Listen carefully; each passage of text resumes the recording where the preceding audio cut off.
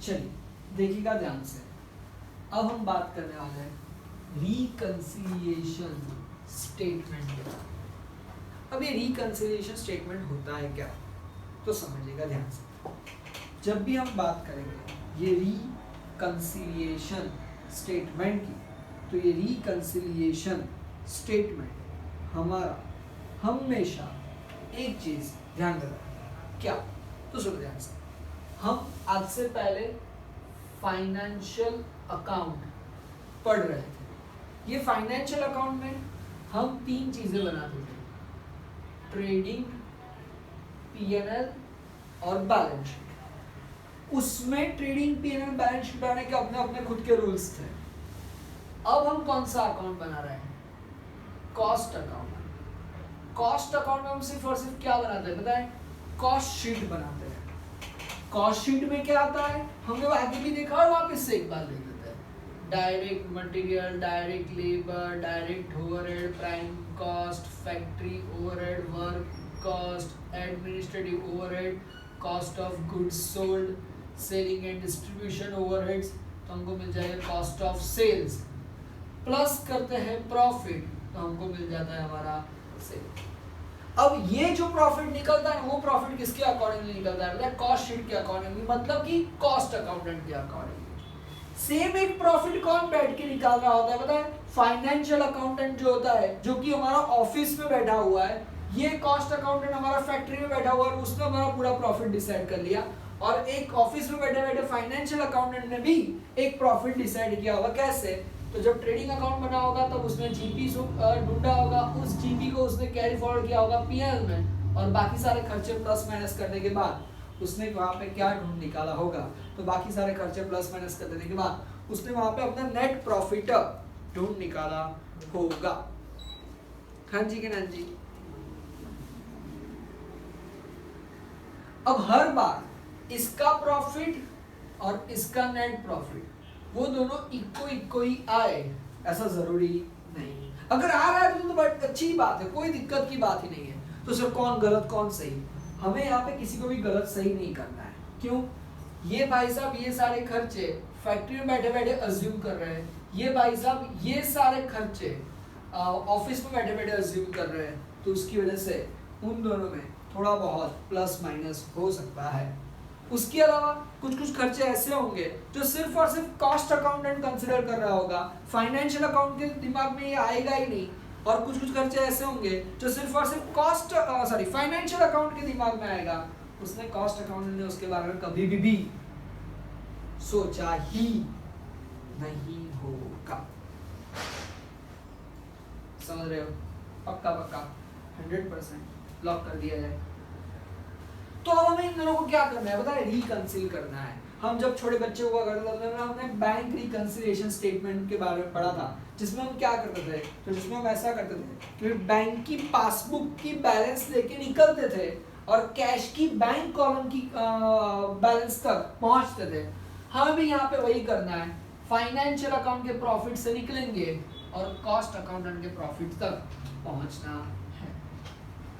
तो अगर हमको फाइनेंस का नहीं देके रखा होगा और कॉस्ट का देके रखा होगा तो अरे कोई नहीं, तो जो सारी चीजें इसमें लेस है, अगर हम कॉस्ट से निकलेंगे तो वो सारी चीजें ऐड कर देंगे, और जो ऐड वाली चीजें उसको लेस कर देंगे, तो हम कहाँ तक पहुंच जाएंगे, फाइनेंशियल अकाउंट तक पहुंच जाएंगे।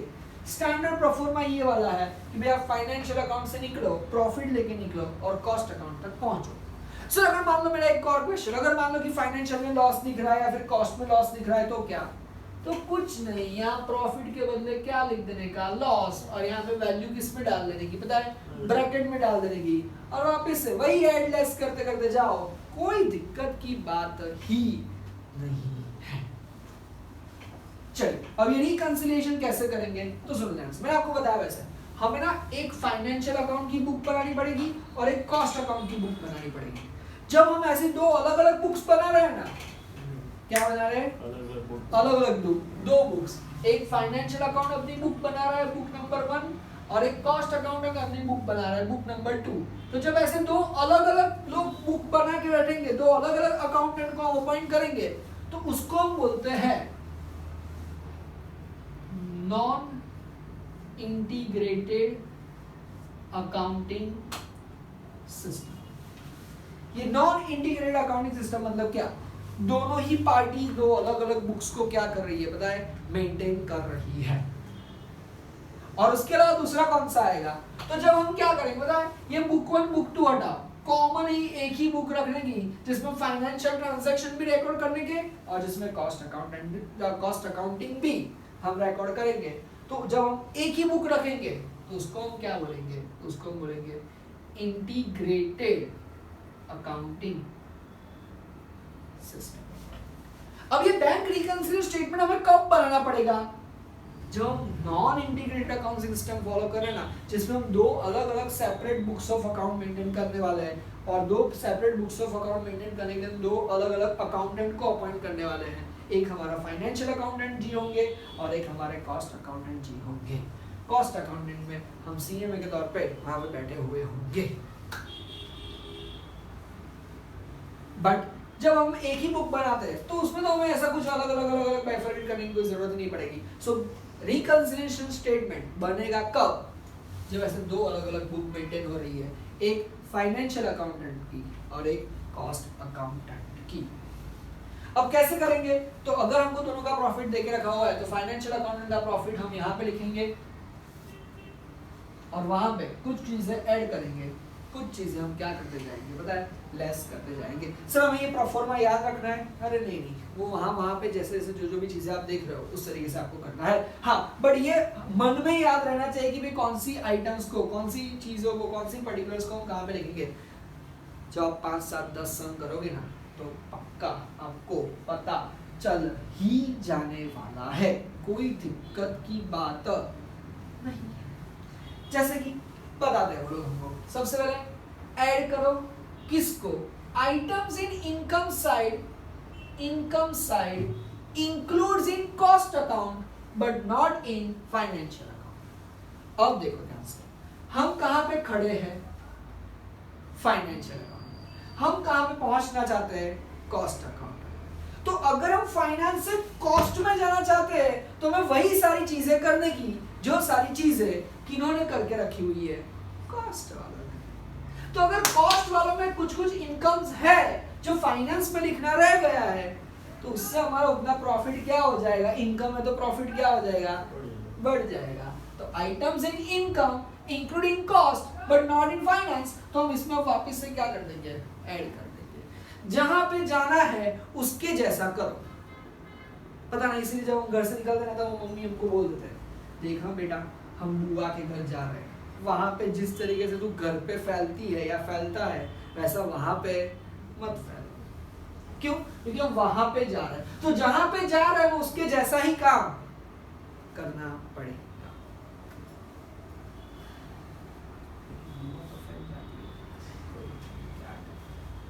वो भले फैले, हमें नहीं फैलना।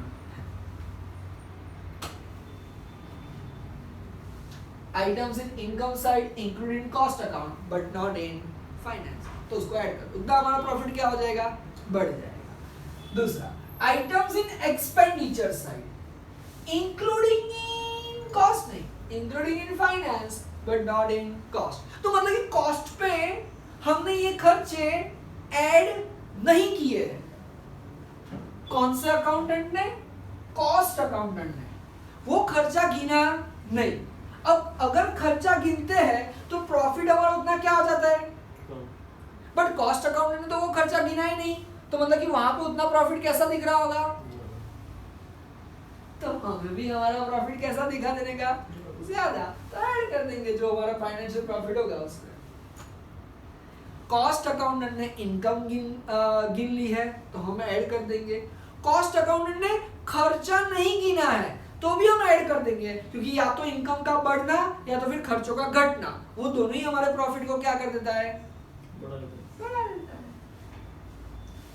Tiding tiding. बट अगर ऐसा हुआ है, items not included in income in cost accountant, cost accountant ने कुछ कुछ इनकम काउंट बट हमने कर ली थी, तो कॉस्ट अकाउंट का अगर वो इससे इनकम काउंट नहीं किए तो कॉस्ट अकाउंट का प्रॉफिट कैसा दिख रहा होगा, तो हमें भी हमारा प्रॉफिट क्या कर देगा, देखो less items in income including finance but not इन, तो अगर कॉस्ट वालों ने वो इनकम नहीं गिनी है तो फाइनेंस के तौर पे हम भी वो इनकम नहीं गिनेंगे, तो लेस। सेम जो खर्चा और कॉस्ट अकाउंटेंट ने नहीं गिना था तो वो हम भी ऐड कर देंगे, बट अगर जो खर्चा कॉस्ट अकाउंटेंट ने गिना था लेकिन फाइनेंस वालों ने नहीं गिना था, तो items in expense including cost not in finance, तो वो खर्चा जो कॉस्ट अकाउंट ने गिन लिया है उससे हमारा प्रॉफिट कैसा दिख रहा होगा, कम। हमने एज अ फाइनेंस अकाउंट के तौर पे नहीं गिना था तो हम भी उस खर्चे को क्या कर देंगे, कम, तो उतना हमारा प्रॉफिट क्या हो जाएगा, कम, लेस। तो आपको मोटा मोटा क्या करना है,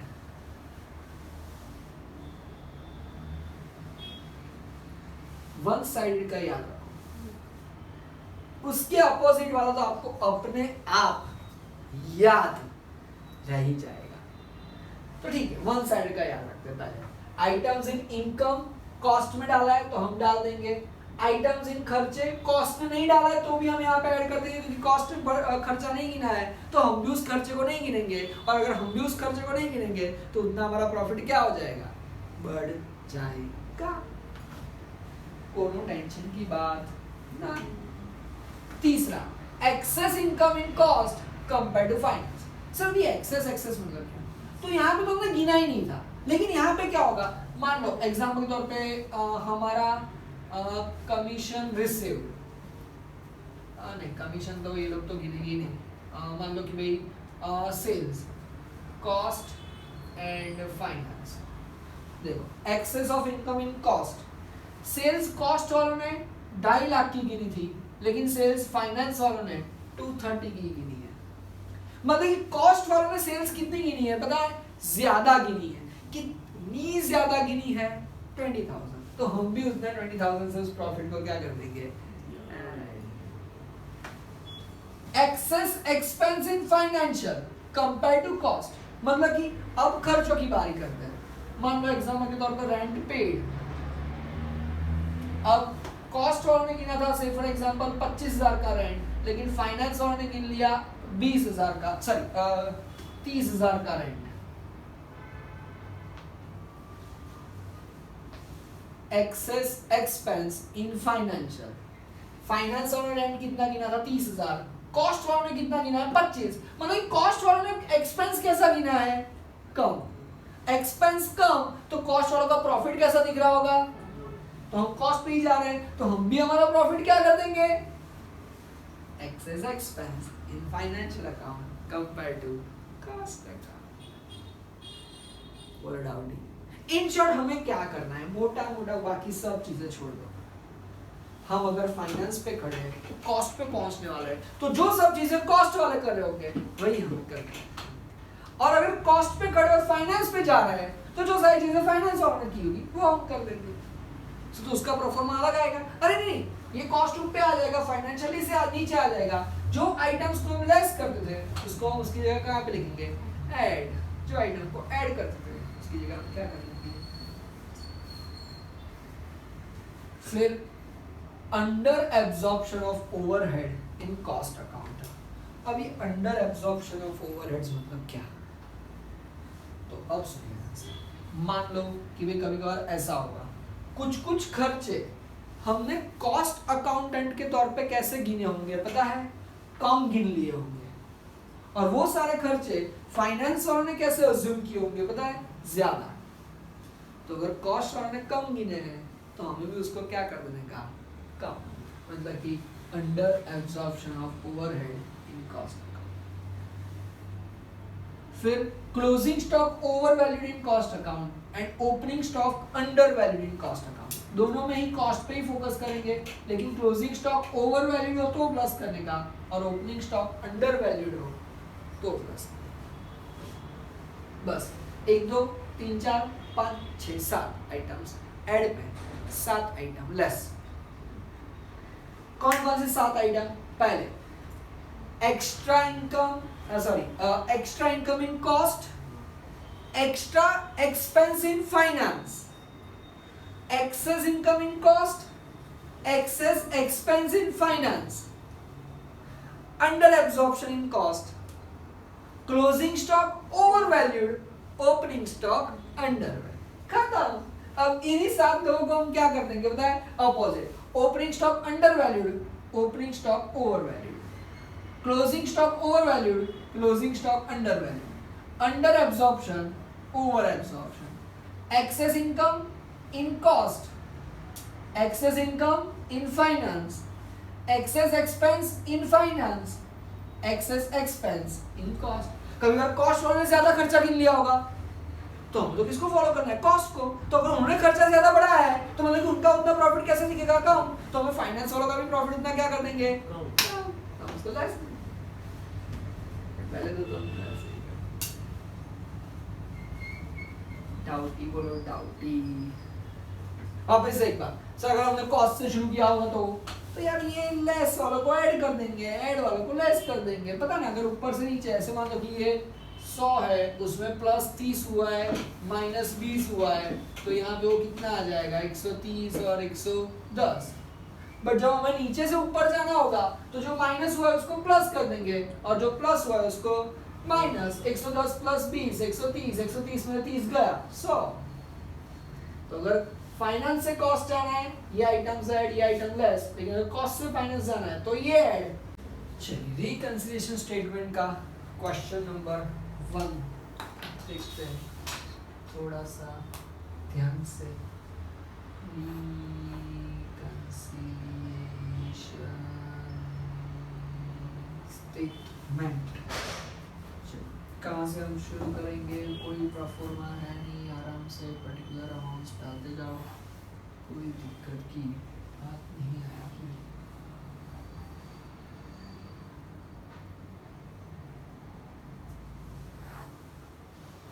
चलो पहले एक काम करते हैं, वो कॉस्ट, वो फाइनेंस से शुरू हो गए, कॉस्ट वाला ही देख लेते हैं तो आपको थोड़ा सा ये प्रोफॉर्मा प्रोसेस समझ में आ जाए। पहले तो आपको फाइनेंस से नहीं, कॉस्ट से शुरू करने को बोला है, फाइनेंस तक जाने को बोला है, राइट। बट दूसरे में उन्होंने हमको क्या बता के रखा हुआ है, तो दूसरे में उन्होंने हमको बोला है कि financial account of the company shows and cost accountant shows इतना। हाँ, तो उसमें हम फिर वो अंडर ओवर इस तरीके से हमको सीधा देके रखा हुआ है, हम थोड़ा सा वर्कआउट कर पाएंगे। चलिए देखते हैं। सबसे पहला हाँ क्वेश्चन नंबर 2 देख लेते हैं, फिर देखो ध्यान से। The financial account of the company show a net profit for rupees 2,57,510 for the year ended 31st December. The cost accountant shows net profit of rupees 3,44,800. चलो फाइनेंशियल अकाउंटेंट के अकॉर्डिंगली प्रॉफिट कितना आ रहा है, 2,57,510 एंड कॉस्ट अकाउंट के accordingly कितना आ रहा है, 3,44,800। तो चलिए हम शुरू कहाँ से करेंगे, फाइनेंशियल से शुरू करते हैं ताकि हमको ज़्यादा समझ में आ जाए। Profit as per the financial account। चलो कितना देके रखा हुआ है profit as per the financial account का हमको, तो profit as per the financial 257,510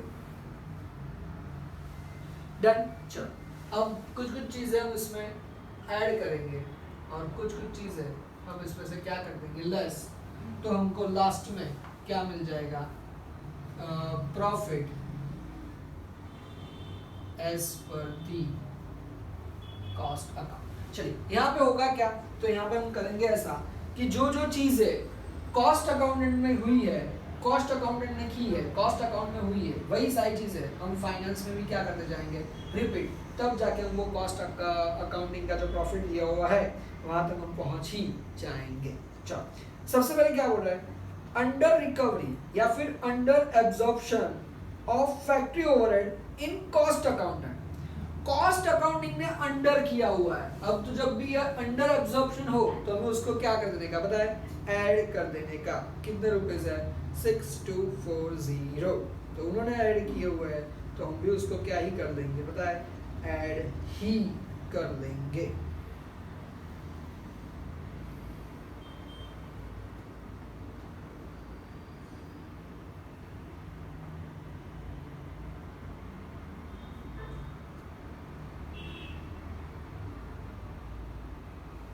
तो हम क्या लिखेंगे, सबसे पहले add under absorption of factory overheads in cost accounting.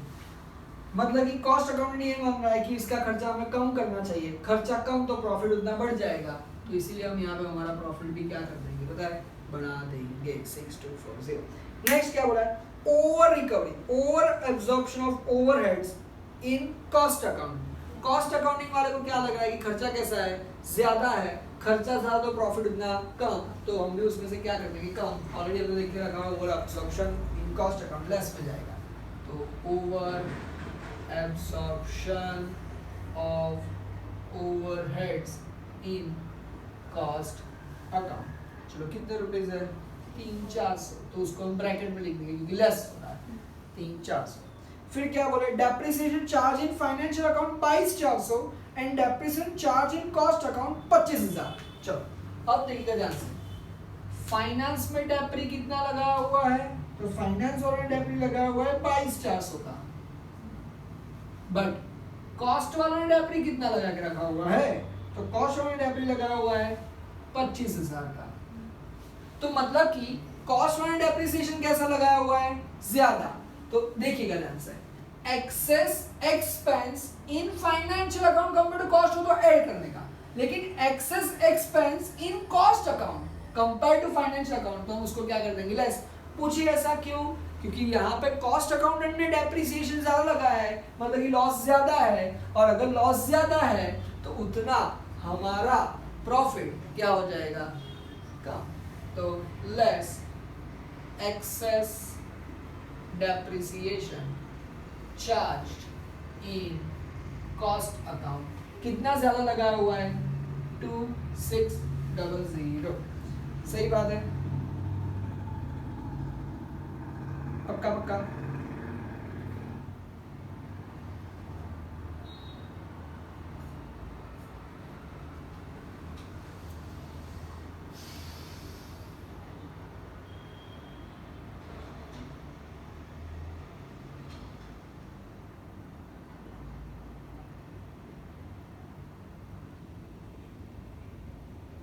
फिर क्या बोल रहे हैं बोलो, हाँ कितना ज्यादा लगा के रखा है, 26। पहले उन्होंने बताया under absorption of overheads in cost account, वो हम उसको क्या कर देंगे, तो अंडर एब्जॉर्प्शन है तो उसको हम ऐड कर देंगे। फिर लेस उन्होंने बताया ओवर एब्जॉर्प्शन, तो उस लेस ओवर एब्जॉर्प्शन को हम कॉस्ट अकाउंटिंग में किया हुआ है तो उसको हम लेस कर देंगे। डेप्रिसिएशन फाइनेंस में 22,400, कॉस्ट में 25,000, तो डिफरेंस किस में आ रहा था, ज्यादा कॉस्ट में आ रहा था, तो अगर कॉस्ट में ज्यादा चार्ज किया है तो हम भी यहाँ पे कैसा चार्ज कर देंगे, ज्यादा। फिर क्या बोल रहे हैं, loss of obsolescence charge in financial account, मतलब क्या, फाइनेंशियल अकाउंटेंट ने लॉस चार्ज किया हुआ है आइटम्स इन एक्सपेंडिचर, नहीं items in expenditure include in finance but not in cost account. ऐसा कोई लॉस कॉस्ट अकाउंट ने फॉलो नहीं किया है तो हम भी उसको फॉलो नहीं करेंगे और उस खर्चे को हम वापस से फाइनेंशियल अकाउंट के प्रॉफिट में क्या कर देंगे, ऐड कर देंगे। Loss of obsolescence charge in financial account कितने रुपए का, 11,400। फिर क्या बोल रहे हैं वो लोग, income tax debited in finance account. Obviously income tax वो खर्चा फाइनेंस वालों ने चार्ज कर दिया है, ये इनकम टैक्स वाले तक तो कॉस्ट अकाउंट तो कभी पहुंचता ही नहीं है, तो उसके लिए हम उसको वापस से क्या कर देंगे, add income tax paid in financial account. कितना पे कर दिया हुआ है, 80,600। फिर क्या बोला उन्होंने, loss in stock charge in financial account. Financial वाला लॉस चार्ज कर दिया है, कॉस्ट वाले ने ऐसा कुछ भी लॉस चार्ज नहीं किया है, तो उसको भी हम वापस से क्या कर देंगे, loss in stock charge by financial account. कितना, 13,500। फिर क्या बोला है, interest on investment including financial account, financial account में इंटरेस्ट लगाया था, इसमें तो हमने लगाया हुआ नहीं है। Interest expense in financial account 16,000। और फिर bank interest and dividend credited to financial account, मतलब कि फाइनेंस अकाउंट में इतनी इनकम बढ़ गई है लेकिन कॉस्ट में हमने डाली नहीं है। तो देखो items in income including finance not in cost, अगर कॉस्ट में उतना खर्चा सॉरी इतनी इनकम कम आई हुई है तो हम भी यहाँ पे उतनी इनकम क्या कर देंगे, लेस। तो लिखेंगे हम bank interest and dividend credited in financial account 2450, वो भी उसको क्या कर देंगे, माइनस। बताओ और कुछ बचा? तो हम इसका क्या कर देंगे, total 257510 plus 6240 plus 11400 plus 80600 plus 13500 plus 16000 minus 3400 minus 2600 minus 2450, तो कितना आ रहा है हमारा 376,800।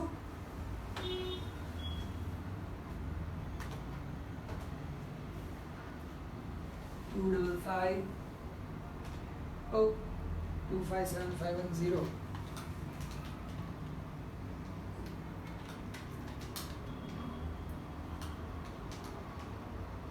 interest expense in financial account,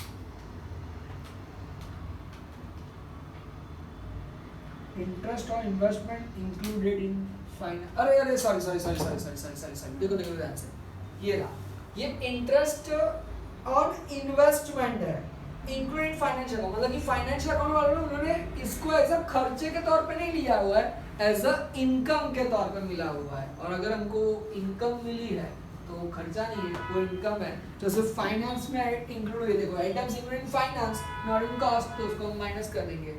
interest on investment receive 16,000, तो अब जम करेंगे वापस से एक बार 257510 plus 6240 plus 11400 plus 80600 plus 13500 minus 3400 minus 2600 minus 2450 minus 16,000 344,800। तो हाँ जी, हमको क्वेश्चन में भी यही बता रखा हुआ। क्वेश्चन नेक्स्ट क्या बोल रहा है, the profit as per the cost accountant 1,65,300। The following details are ascertained on comparison of the cost and financial account: opening stock, work in progress, expenditure, income, closing stocks, and find out the profit as per the financial account. चलो मतलब कि अब इस बार हमारी calculation हमारे standard proforma से slide कैसी जाएगी पता है, अलग सी जाएगी। कैसे, तो देखो ध्यान से, पर्टिकुलर अमाउंट, हमने शुरुआत कहाँ से करनी है, profit as per cost account, और हमको पहुंचना कहाँ पे है, profit as per financial account. चलिए देखते जाइएगा ध्यान से। Profit as per the cost account कितना लेके रखा हुआ है, 1,65,300। अब हमें हमारे माइंड में एक चीज कॉमन लेके चलने की, और वो चीज कौन सी है, तो अभी के लिए हम हमारे माइंड में ये चीज कॉमन लेके चलेंगे कि हम निकलने वाले कहाँ से, कॉस्ट अकाउंट से, और पहुंचना कहाँ पे, फाइनेंस। तो फाइनेंस और जो भी किया होना वैसे ही सारी चीज है हमें कर देने की। अगर फाइनेंस और ने खर्चा ज्यादा बोला है तो हम प्रॉफिट कम कर देंगे, अगर फाइनेंस और ने इनकम ज्यादा रिसीव की है तो उतना प्रॉफिट क्या कर देंगे बताएं, ऐड कर। देखते हैं वन बाय वन, कोई दिक्कत की बात नहीं है। सबसे पहले उन्होंने क्या बताया, ओपनिंग स्टॉक। उसमें देखो ओपनिंग स्टॉक किन किन का दिया होकर रखा हुआ है, तो सबसे पहले उन्होंने बताया मटेरियल। कॉस्ट अकाउंट में ओपनिंग स्टॉक का मटेरियल कितना दिया हुआ है, 32,600, जबकि फाइनेंस में कितना देके रखा हुआ है, 33,000। तो अगर कॉस्ट अकाउंट में 32,600 है, फाइनेंस में 33,000 देके रखा हुआ है, तो किसमें ज्यादा लिया हुआ है पता है? फाइनेंस में। मतलब कि कॉस्ट में ओपनिंग बैलेंस हमने कैसा लेके रखा हुआ है पता है? तो देखो हमने यहाँ पे लिखा था ओपनिंग स्टॉक अगर ओवर वैल्यूड हो तो उसको लेस करेंगे, लेकिन अगर ओपनिंग स्टॉक अंडर वैल्यूड है तो उसको हम क्या कर देंगे? ऐड। लेकिन हम उसको यहाँ पे ऐड नहीं करेंगे, हम उसको क्या कर देंगे? क्योंकि ओपनिंग स्टॉक नहीं, ओपनिंग स्टॉक अंडर वैल्यूड, हाँ, तो उसको हम क्या कर देंगे? लेस। तो हम यहाँ पे लिखेंगे ऐड और यहाँ पे हम लिख देंगे लेस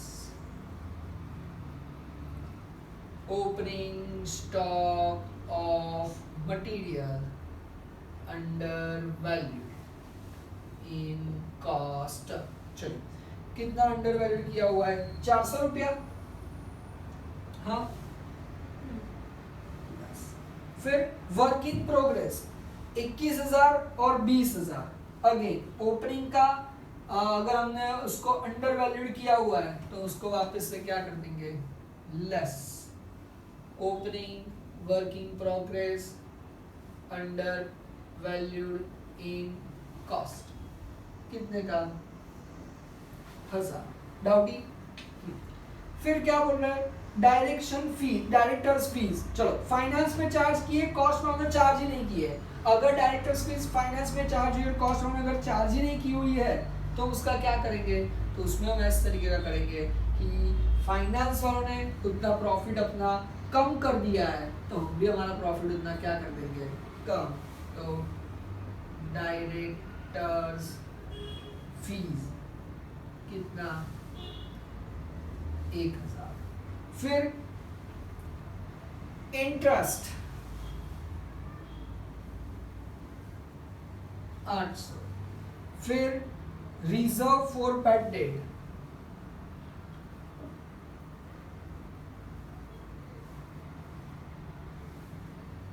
500। फिर प्रिलिमिनरी एक्सपेंसेस कितना? 13,000। फिर प्रोडक्शन ओवरहेड्स, चलो कॉस्ट में एक 26,200 लेकिन फाइनेंस में एक 21,200। मतलब कॉस्ट में हमने उस एक्सपेंस को कैसे ले लिया था पता है? ओवर ले लिया था। जब हम यहाँ पे थे तो उसको ओवर वाले को लेस करते थे, लेकिन यहाँ पे उसको क्या कर देंगे पता है? प्लस। क्योंकि फाइनेंस वालों ने ये खर्चा कैसा गिना है पता है? कम गिना है। अगर फाइनेंस वालों ने ये खर्चा कम गिना है मतलब कि उनका प्रॉफिट उतना क्या हो जाता होगा? बढ़ जाता होगा। तो हम भी उतना प्रॉफिट क्या कर देंगे? ऐड प्रोडक्शन ओवरहेड्स कितना? एक 26,200 एक 21,200 मतलब कि 4,000 की 5,000।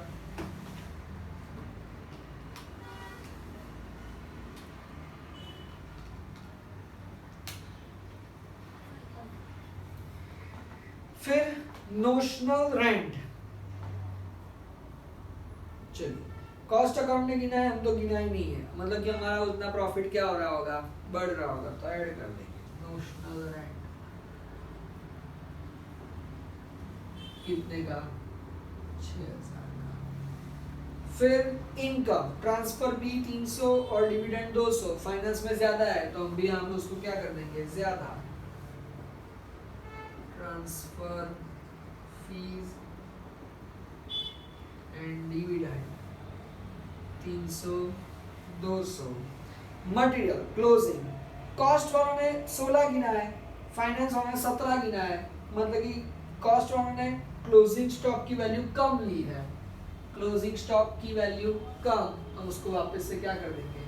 Add under absorption of closing stock in cost 1,000 आ रहा है समझ में? फिर वर्क इन प्रोग्रेस 16,000 और 15,200। मतलब कि 16,000 कॉस्ट वालों ने क्लोजिंग स्टॉक की वैल्यू ज्यादा ली है। कॉस्ट वालों ने क्लोजिंग स्टॉक की वैल्यू ज्यादा ली है तो उसको हम लेस कर देंगे under value of closing stock in cost account. कितनी? Sorry over valued.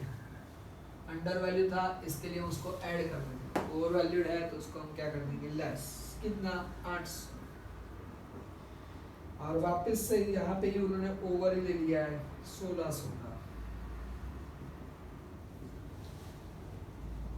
Over value of closing stocking cost done. चलिए देख लेते हैं टोटल कितना आ रहा है, 165, 300, 5000, 6000,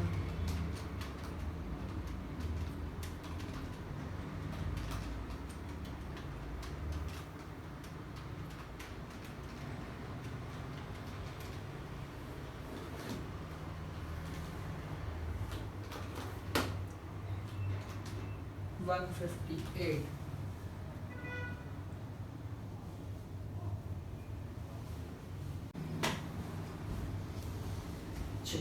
नेक्स्ट क्वेश्चन में वो लोग हमको क्या बता रहे हैं, अभी नेक्स्ट क्वेश्चन में लोग हमको बता रहे हैं कि भाई आपको यहाँ पे पूरा एक फाइनेंशियल अकाउंट बना के देके रखा हुआ है, जिसमें वो लोग हमको बता रहे हैं कि भाई ट्रेडिंग एंड पीएल अकाउंट बना के रखा हुआ है, raw material 139,600, direct wages 36,200, production expense 42,600, selling and distribution expense 48,200, administrative expense 39,100, goodwill written off 4,200, dividend 3,000, income tax 9,100, net profit sales 1200 units, finished stock 200 unit, work in progress 28,200, wages 11,800 and production expense 48,000, by interest on securities 16,000. अब the company manufactures standard units. Scrutiny of the cost records for the same period shows that factory overheads have been allocated to the production at 20% of prime cost. अब ये जब cost वाले बैठते थे account बनाने के लिए, तो उस वक्त कॉस्ट वाले ने क्या सोचा पता है कि भाई हमारा जितने भी फैक्ट्री ओवरहेड्स है ना, उसको कॉमनली प्राइम कॉस्ट जितने आए ना उसके 20% के अकॉर्डिंगली ही गिन लेने हैं, हमने कुछ और ही गिने हैं। Administrative overheads have been charge ₹45,240, यहाँ पर हमारा एडमिनिस्ट्रेटिव एक्सपेंस 39,100 हो रहा है, लेकिन हम लोग बता रहे हैं कि 45,240 होना चाहिए, ठीक है। Selling and distribution overhead have been charge 4 per unit sold. अब देखो हमको ऊपर लेके रखे हुए 12,000 यूनिट हमने बेचे दिए थे और 200 यूनिट अभी भी हमारे बन के पड़े हुए हैं, मतलब कि हमने टोटल प्रोडक्शन कितने का किया होगा पता है 12,200 का, जिसमें से हमने 12,000 बेच दिए लेकिन अभी भी 200 हमारे पास पड़े हुए हैं।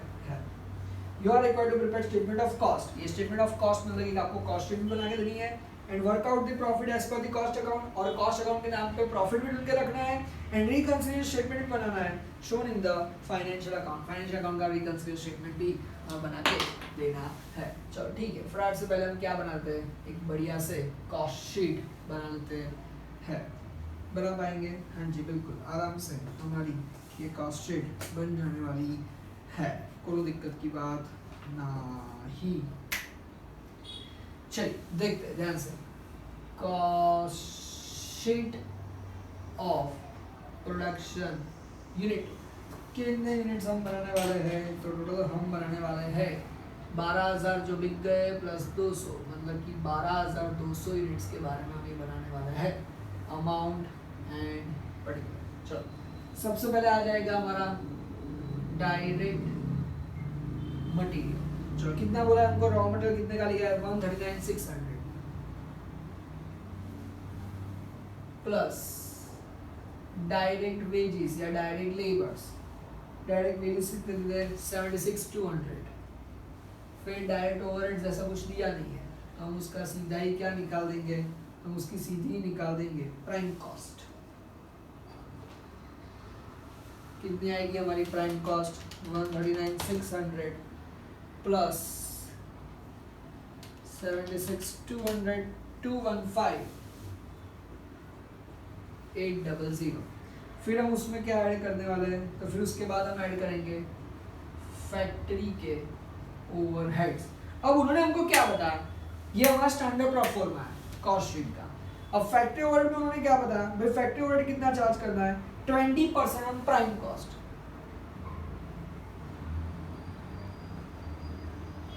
मतलब कि हमारी factory overheads sorry prime cost कितनी है 215,800, उसका 20% में फैक्ट्री ओवरहेड्स देना है, मतलब कितना आ गया 43,160। अब जब हम प्राइम कॉस्ट में ये फैक्ट्री ओवरहेड्स हम ऐड कर देंगे तो हमको मिल जाएगा ग्रॉस वर्क कॉस्ट कितना 258,960। अब हमें इसमें क्या करने का, तो ध्यान से अब तक ना मैंने आपको तीन चीजें कॉस्ट शीट बनाई थी, लेकिन उसमें तीन चीजें हमने नहीं देखी। एक, जब भी रॉ मटेरियल की बात करें तो ओपनिंग रॉ मटेरियल और क्लोजिंग रॉ मटेरियल, फिर वर्क इन प्रोग्रेस की बात करें तो opening work in progress, closing work in progress, finish goods की बात करें तो opening finish goods and closing finish goods. उसमें जो मटेरियल की ओपनिंग क्लोजिंग ना आए तो आपको ये मटेरियल वाले में opening closing, opening add closing minus. जब वर्क की प्रोग्रेस की बात आए तो उसको आपको ग्रॉस वर्क कॉस्ट में यानी कि फैक्ट्री ओवरहेड्स के बाद कर देना है, तो opening WIP minus closing stock of WIP। जब हम ऐसा कर देंगे तो हमको मिल जाएगा नेट वर्क कॉस्ट। चलिए अब हमको यहाँ पे ओपनिंग WIP कितना है वो तो नहीं देख रखा हुआ है, लेकिन क्लोजिंग वर्क इन प्रोग्रेस में हमको बताया हुआ है कितना कि मटेरियल का 28,200, 11,800 और प्रीपेड एक्सपेंस हमारे कितने हैं 8,000। ऐसा करके हमको टोटल कितना देके रखा हुआ है पता है 48,000 देके रखा हुआ है। तो ओपनिंग में कुछ भी नहीं, लेकिन हम इसमें से 48,000 क्या कर देंगे माइनस, तो हमारा कितना आ जाएगा 210,960। अब हम उसके बाद इसमें क्या ऐड करेंगे, तो अब हम उसके बाद ऐड करेंगे एडमिनिस्ट्रेटिव ओवरहेड्स। उसका हमको सीधा वो देखो उसमें देके रखा हुआ है कि भाई एडमिनिस्ट्रेटिव ओवरहेड्स कितना देना है 45240। फाइनेंस वाला जितने भी चार्ज किए उससे हमें कोई लेना देना नहीं है। अब जैसे ही हमको मिलेगा तो हमको क्या मिल जाएगा कॉस्ट ऑफ प्रोडक्शन यानी कि गुड्स सोल्ड।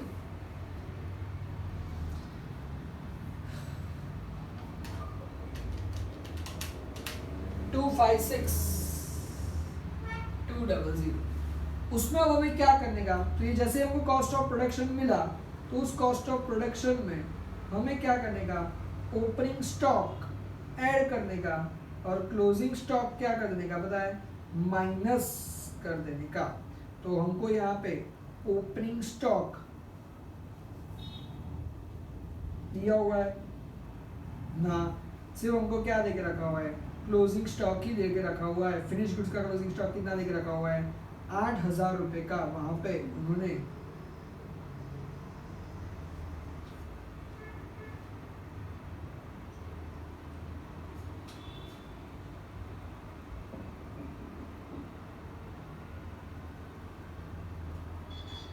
अब देखिए cost of production plus opening stock of finish goods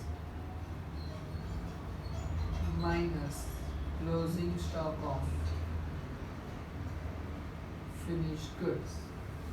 अब ये कॉस्ट ऑफ प्रोडक्शन हमारा कितने यूनिट्स के लिए आया पता है टोटल 12,200 यूनिट्स के लिए आया, लेकिन हमारा फिनिश गुड्स सिर्फ कितने यूनिट्स का पड़ा हुआ है पता है 200 का। बाकी के सारे तो हमने क्या कर दिया पता है बेच दिया। तो अब हम इसकी वर्किंग करेंगे, कैसे करेंगे वर्किंग, तो देखो कॉस्ट एंड यूनिट्स। अगर 12,200 यूनिट के लिए कॉस्ट हमारी 256,200 आई है, तो सिर्फ 200 के लिए हमारी कॉस्ट कितनी आनी चाहिए। सर हमको फाइनेंशियल अकाउंट में तो 200 यूनिट्स का स्टॉक देके रखा हो 8,000, और उसमें हमारा प्रॉफिट भी क्या होगा पता है ऐड होगा। तो कितना आएगा 200 डिवाइडेड बाय 12,200, तो हमारा आ जाएगा 4,200। और ये closing stock of finish goods है उसको हम क्या कर देंगे माइनस, तो 4,200 माइनस 256,200 252। ये हमको हमारा क्या मिल जाएगा कॉस्ट ऑफ गुड्स सोल्ड। कितना यूनिट्स का 12,000, क्योंकि 12 में क्या कर दिए, क्लोजिंग स्टॉक के तौर पर पड़े हुए हैं, सिर्फ हमने बेचे कितने हैं, 12,000 ही बेचे हैं। उसके बाद क्या आएगा, selling and distribution expenses, selling and distribution overheads. अब वो हमको कितना बता के रखा हुआ है, 4 रुपए चार्ज करो पर यूनिट सोल्ड, तो 4 रुपए और 12,000 यूनिट्स बेचे 48,000, तो हमारा यहाँ पे कॉस्ट ऑफ सेल्स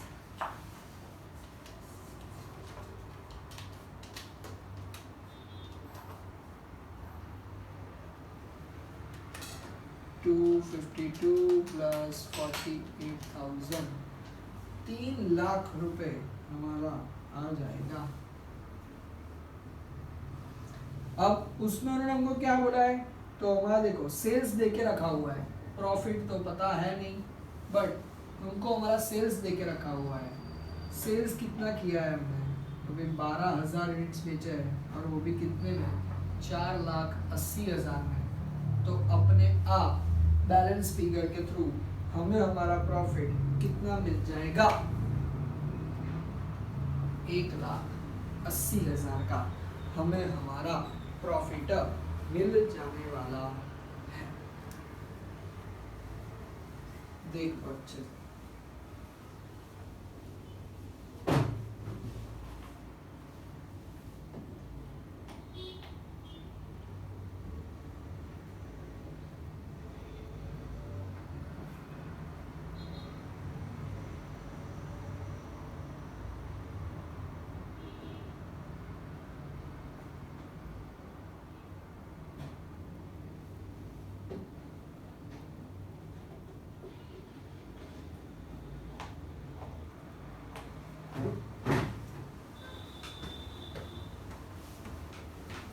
डाउडी लिख दिया, कॉस्ट शीट रेडी। चलो अब हम क्या करेंगे, एक रिकंसिलिएशन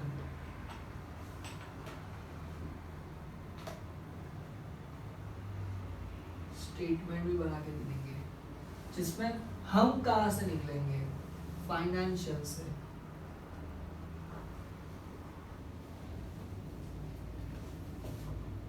फाइनेंशियल नहीं,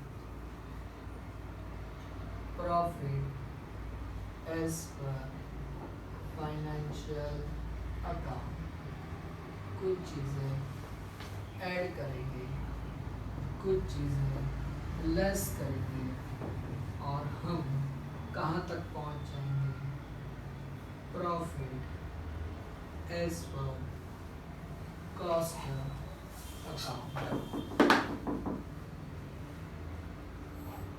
अब देखिएगा ध्यान से क्या बता रहे हैं ये लोग।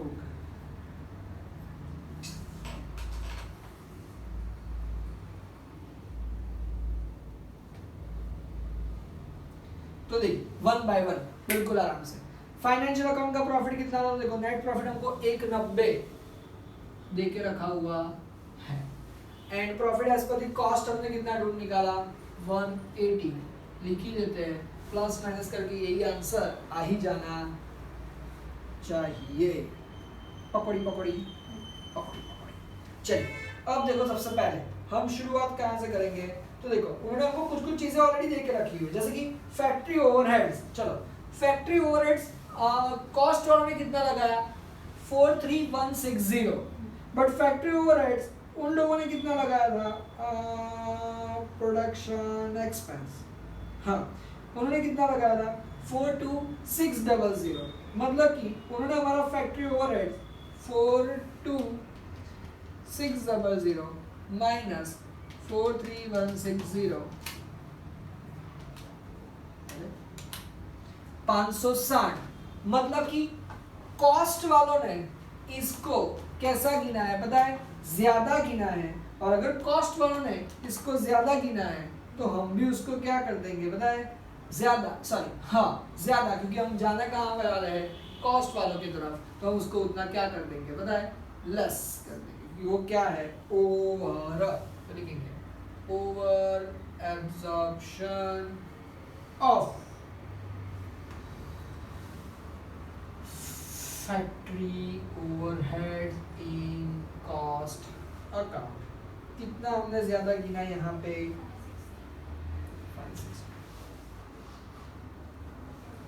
फिर दूसरा क्या बोला, एडमिनिस्ट्रेटिव ओवरहेड्स। चलो एडमिनिस्ट्रेटिव ओवरहेड्स हमारे कितने आए थे 45240 और फाइनेंस वाले कितने लिए 39100। कॉस्ट वाले ज्यादा लिए है तो हम भी यहाँ पे क्या कर देंगे ज्यादा, over absorption of administrative overhead in cost. चलो कितना ज्यादा, 6140। Are you sure? बढ़िया, 6140। फिर उसके बाद सेलिंग एंड डिस्ट्रीब्यूशन एक्सपेंस। चलो सेलिंग एंड डिस्ट्रीब्यूशन एक्सपेंस हमारा कितना आया 48,000, उसमें कितना लेके रखा हुआ है 48,200। कॉस्ट वालों ने कम लिया है तो हमें भी कम लेने का, उतना खर्चा कम तो प्रॉफिट ज्यादा। Under absorption of selling and distribution expense in cost account कितने रुपए का फर्क आया 200। ले 200 में क्या मगज मार का, ठीक है 200। फिर चलो ये हमारे जो एडजस्टमेंट है वो तीनों की तीनों क्या हो गए खत्म, ऊपर पे चले जाते हैं।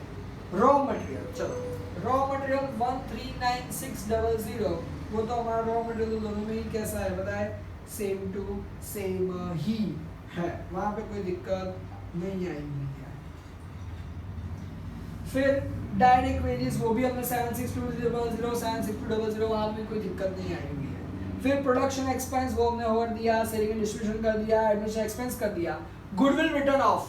अरे भाई ये सब चीजें सिर्फ फाइनेंस वाले देखते हैं, कॉस्ट वाले नहीं देखते हैं। और फाइनेंस वाले ने गुडविल क्या कर दी है बताए, रिटर्न ऑफ कर दी है, उतना खर्चा बढ़ा दिया है तो प्रॉफिट कम हो जाएगा। लेकिन ऐसा कुछ कॉस्ट वालों ने नहीं किया है तो कॉस्ट वालों में प्रॉफिट कैसा दिखेगा ज्यादा, तो हमें प्रॉफिट कैसा दिखाना है ज्यादा। क्या लिखेंगे, गुडविल रिटर्न ऑफ। तो सर इसमें सही कौन और गलत कौन वो नहीं समझ में आ रहा है अभी भी। हमें सही गलत प्रूव ही नहीं करना है, ये दोनों ही सही ही है। ये वाला हमको बताएगा कि कितने में बेचना है और ये वाले भाई साहब हमारे सारे खर्चे क्या करने वाले बताए, फाइनेंस वाले मैनेज करने वाले हैं, पैसे दोनों में जाने ही वाले हैं। But the thing is that कि हमको पता चलेगा कि भाई उन दोनों की बुक्स क्यों मैचिंग नहीं हो रही है। नेक्स्ट टाइम से फिर वो दोनों साथ में बैठ के खर्चा सारे क्या करेंगे बताए, डिसाइड करेंगे। फिर डिविडेंड, चलो ये डिविडेंड हमने पे किया हुआ है, ऐसा कुछ भी कॉस्ट अकाउंटेंट पे नहीं करता है तो डिविडेंड भी लिख देंगे 3000, क्योंकि कॉस्ट का प्रॉफिट ज़्यादा है तो हम भी उतना प्रॉफिट बढ़ा देंगे। फिर इनकम टैक्स, ये सिर्फ फाइनेंस वाले ने भरा है, कॉस्ट वाले ने नहीं भरा, तो कॉस्ट में प्रॉफिट कैसा दिख रहा होगा ज़्यादा 9100। फिर by sales 84 same to same. Finish goods, अब देखो फिनिश गुड्स का वैल्यू उन्होंने 8000 रुपये लिया था और फिनिश गुड्स का वैल्यू हमने सिर्फ 4200 लिया था, तो क्लोजिंग स्टॉक का कॉस्ट में अंडर एब्जॉर्प्शन हुआ है। तो याद करो क्लोजिंग स्टॉक का अंडर एब्जॉर्प्शन मतलब कि उसको उसमें क्या कर देते थे, देखो तो उसमें निकालो तो देखो तो क्लोजिंग स्टॉक का आगे हाँ अगर क्लोजिंग स्टॉक का हम अंडर एब्जॉर्प्शन तो उसको क्या कर देते हैं बताए, बट उसको कहाँ पे हाँ मतलब कि closing stock under absorb 8000 minus 4200 कितना आ जाएगा बताओ तो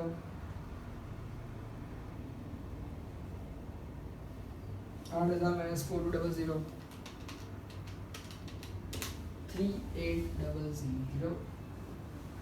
फिर वर्किंग प्रोग्रेस, हाँ ये क्लोजिंग 48,000 वो तो हमने 48,000 लिया था, कोई दिक्कत की बात नहीं।